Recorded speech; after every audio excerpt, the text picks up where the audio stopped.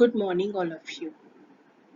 Today we are going to recite the beautiful poem The Lake Isle of Innisfree. I, Dr. Gitika Agarwal from Kumari Mayavati Rajshri Kanya Inter College, Badalpur, we are going to recite this poem.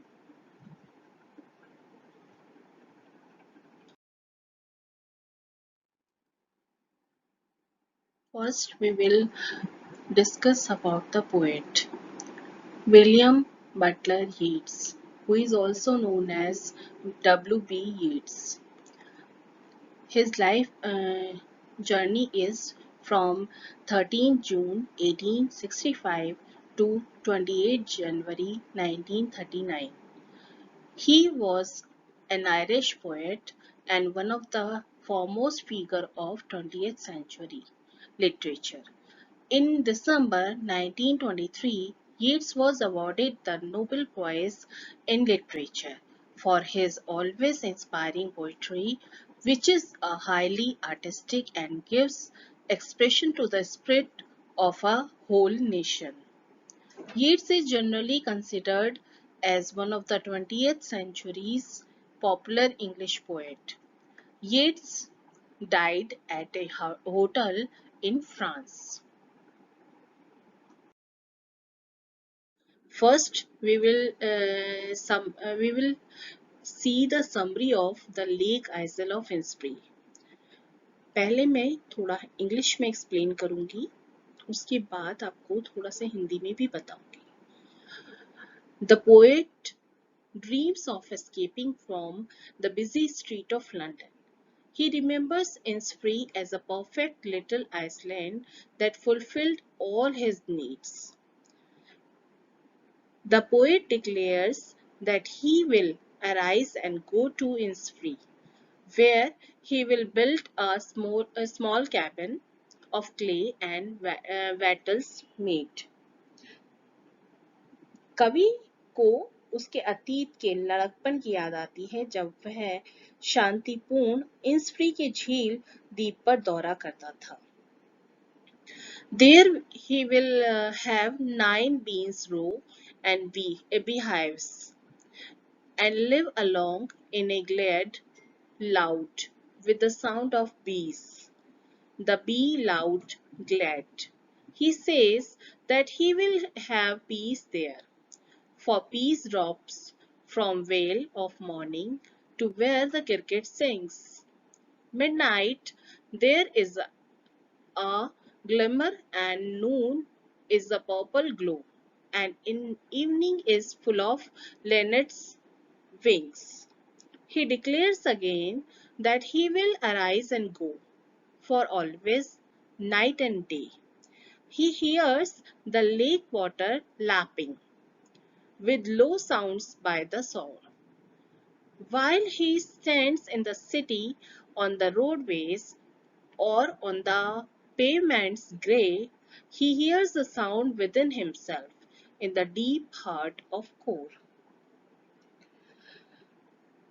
वह इंस्फ्री की झील के द्वीप का दौरा करता था. वह वहां जाना चाहता है और वह कहता है कि वह वहां अकेला ही रहेगा. वह मिट्टी और बाड़ के साथ एक छोटा सा केबिन बनाना चाहता है. वह वहां सेम की फलियां उगाएगा और शहद के लिए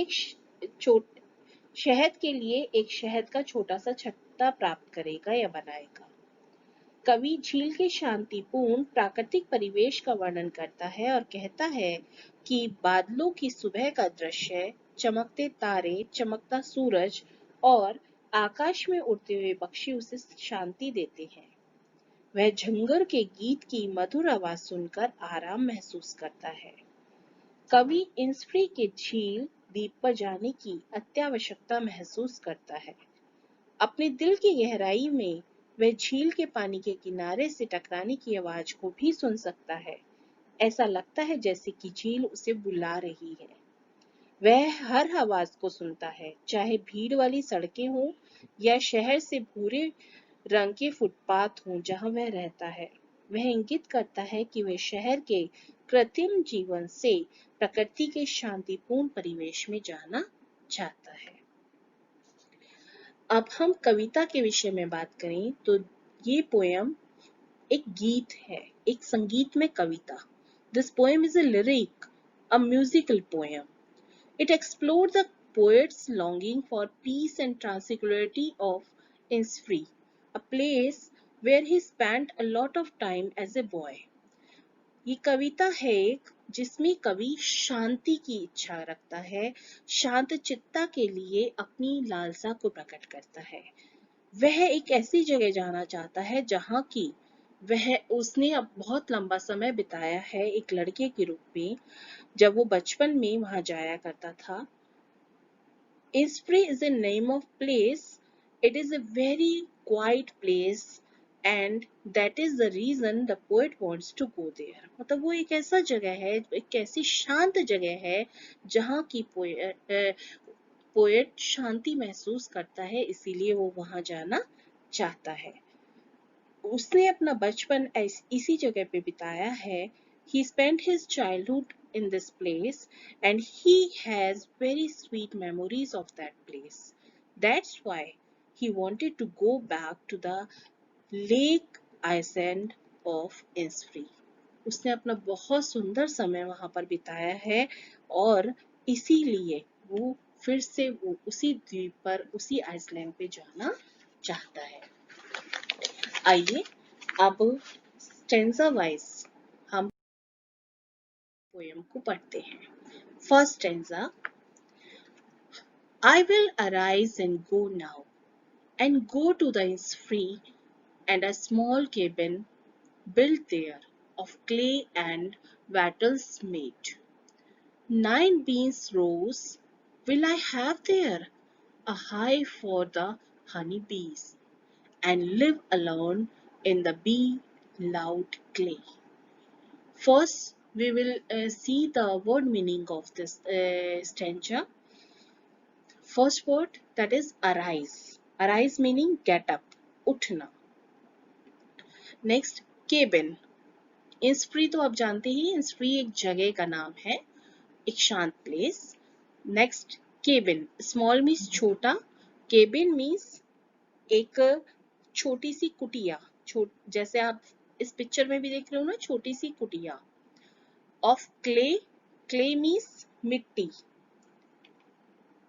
वेटल, वेटल्स मीन्स खपच्ची या टहनियों का ढांचा। आप देख रहे हो ना इस पिक्चर में, ये टहनियों से ऊपर छत बनी हुई है और मिट्टी से दीवारें बनी हुई है। 9 beans rows, hive, 9, हाँ, hive, hive means home of bees, मधुमक्खी का छत्ता। हनी बी, मधुमक्खी। glade, glad, glade means open space in a jungle, one का खुला स्थान या वन मार्ग। अब देखें, I will arise and go now, मैं अब उठूंगा और यहाँ से चला जाऊंगा। and go to Innisfree, और Innisfree नामक स्थान पर पहुंच जाऊंगा। and a small cabin built there, और वहां जाकर, there means वहां, और वहां जाकर एक छोटा सा केबिन या छोटी सी कुटिया बनाऊंगा।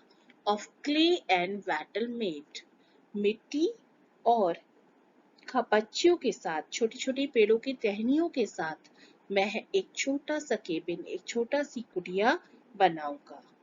9 beans rows will I have there, मैं वहां सेम आदि की फलियां, बीन्स मीन्स सेम, रोज मीन्स पंक्तियां, मैं सेम आदि की फलियां उगाऊंगा, उन्हें एक पंक्तियों में उगाऊंगा। अ हाइव फॉर अ हनी बीज, और मधुमक्खियों का एक छत्ता भी रखूंगा। And live alone in a be loud clay, और मैं पेड़ काटकर एक छोटा सा स्थान बनाऊंगा, खुला स्थान बनाऊंगा, और मधुमक्खियों की आवाज की गूंज के साथ मैं वहां अकेला ही रहूंगा। It means a poet want to live a place of Innisfree alone. He don't want to go with any other person. He wants to live alone because he is very fed up with the hush and bush of all the city. मतलब वो शहर की शोर शराबे से थक चुका है, वो लोगों से थक चुका है और वो एक ऐसे शांत प्लेस पर, इंसफ्री जैसे शांत प्लेस पर जाना चाहता है और शांति के साथ एक छोटी सी कुटिया में रहना चाहता है जहां वो नेचर के सबसे ज्यादा करीब हो, नेचुरल चीजों के पास हो. Now the next stanza, second one. Second stanza says, and I shall have some peace there, for peace comes dropping slow, dropping from the veils of the morning to where the cricket sings. There midnight's all a glimmer, and noon a purple glow, and evenings full of linnet's wings. Now first see the meanings of the difficult words. Yeah, first, veils. Veils means a piece of cloth for covering the head of a woman. घूंघट. घूंघट मतलब एक औरत जब sir को cover करती है उसे घूंघट कहते हैं. Wales. Cricket. Cricket means an insect that makes a loud noise by rubbing its wings together. झिंगुर, जिसे वर्ड झिंगुर बोलते हैं आप, that is called cricket. Then glimmer. Glimmer means टिमटिमाना. Glimmer means टिमटिमाना. Purple. Purple, glow. Blue और reddish colour, बैगनी colour जो होता है आप जानती हो, पर्पल कलर का है. ग्लो मीन्स चमकना. ग्लो मीन्स चमकना. और लिनेट मीन्स होता है, लिनेट्स विंग्स है ना, विंग्स मीन्स पंख, और लिनेट मीन्स एक लिनेट नाम की छोटी सी भूरी चिड़िया होती है, जिस नाम है मतलब चिड़िया का linnet. Now see, and I shall have some peace there. Peace means शांति. देयर मीन्स वहां. For peace comes dropping slow. मुझे वहां कुछ शांति प्राप्त होगी. I shall have some peace there. मुझे वहां कुछ शांति प्राप्त होगी. For peace comes dropping slow. प्रातःकाल वहां आकाश से शांति उतरती है. Dropping from the veil of the morning मतलब सुबह अपनी घूंघट जैसे उठाती है, मतलब जिस प्रकार स्त्रियां धीरे से घूंघट उठाती हैं, उसी प्रकार जैसे जैसे वहां सुबह धीरे धीरे होती है, वैसे ही शांति भी वहां धीरे धीरे उतरती है. कहाँ? Where the cricket sings. जहां पर झिंगुर गाते हैं, वहां वह छितरा जाती है. Their midnights all a glimmer and noon a purple glow. यहाँ पे बहुत सुंदर चित्रण किया है कि किस तरह से मॉर्निंग में चारों तरफ, मॉर्निंग में चारों तरफ झिंगुर गाना गाते हैं और धीरे धीरे सारे एटमॉस्फेयर शांत होता है. और दोपहर में देयर मिडनाइट्स ऑल ग्लिमर, वहां आधी रात के समय प्रकाश टिमटिमाता रहता है. And Noon a purple glow, और दोपहर में बैगनी रंग की रोशनी दिखाई पड़ती है. And evening full of linnet's wings, और शाम के समय आकाश में उड़ते हुए लिनेट पक्षियों से आकाश भर जाता है. फिर से देखिए, यहाँ पर इंसफ्री नामक स्थान का बड़ा ही सुंदर चित्रण किया है. किस प्रकार प्रातःकाल से रात्रि तक, शाम तक, उस समय वहां पर प्राकृतिक दृश्य बड़ा ही मनमोहक होता है कि वहां पर सुबह से लेकर रात तक धीरे धीरे चारों तरफ सिर्फ शांति ही शांति उतरती है. और कवि ये कहना चाहता है कि वहां मुझे बहुत ही अधिक शांति की प्राप्ति होगी. क्यों? क्योंकि वहां पर सुबह के समय जिस प्रकार धीरे धीरे शांति अपना घूंघट खोलती है, तो जहां पर झिंगुर गाना गाते हैं, रात्रि के समय तारे टिमटिमाते हैं और जुगनू टिमटिमाते हैं, और दोपहर के समय बैंगनी कलर रंग का की चमक दिखाई देती है, और शाम के समय आकाश लिनेट नामक पक्षियों से उड़ते हुए लिनेट नामक पक्षियों से भर जाता है।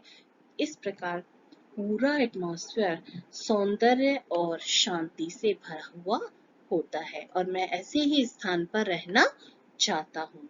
मैं यहाँ के शोर शराबे से, शहर के शोर शराबे से दूर चला जाना चाहता हूँ। आगे देखिए, लास्ट स्टैंजा है पोएम का। I will arise and go now, for always night and day. I hear the lake water lapping with low sound by the shore.